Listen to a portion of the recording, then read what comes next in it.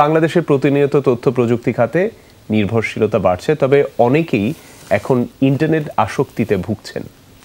অতিরিক্ত ডিভাইস ব্যবহার স্বাভাবিক জীবনকে করতে পারে ব্যাহত, বাড়িয়ে দিতে পারে আপনার হৃদরোগের ঝুঁকি।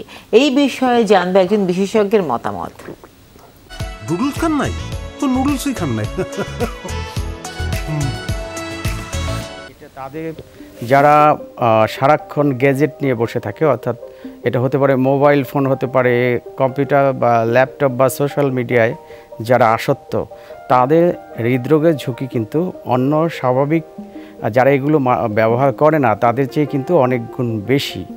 কারণ যদি আমি ব্যাখ্যা করতে চাই তাহলে হলো, প্রথমত আমাদের বডির জন্য যেটা নর্মাল ফেনোমেনা সেটা হলো আমাকে রাতে বেলায় আমাকে একটা ঘুমের প্রয়োজন, যেটা ঘুমটা হলো আমাদের বডির একটা রিকভারি।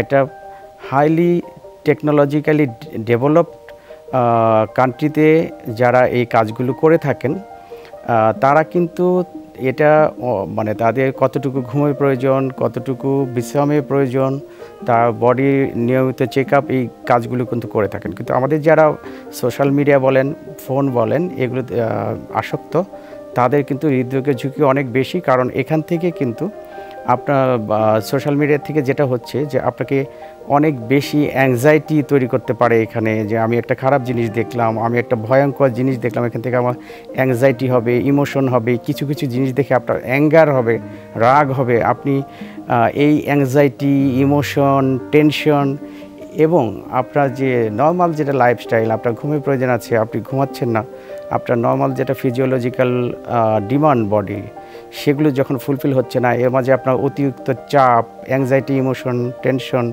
ডিপ্রেশনে ভুগবেন আপনি, যার ফলে কিন্তু হৃদরোগের ঝুঁকিটা অনেক গুণ বেড়ে যাবে। এবং এটা কিন্তু আমরা সেটা কিন্তু পাচ্ছি, কারণ এই সোশ্যাল মিডিয়াতে আসক্ত হচ্ছে তরুণ সমাজ, এবং ইদানিং তরুণ সমাজের মাঝে কিন্তু হৃদরোগের ঝুঁকিটা অনেক বেশি, যেটা এক সময় ছিল না।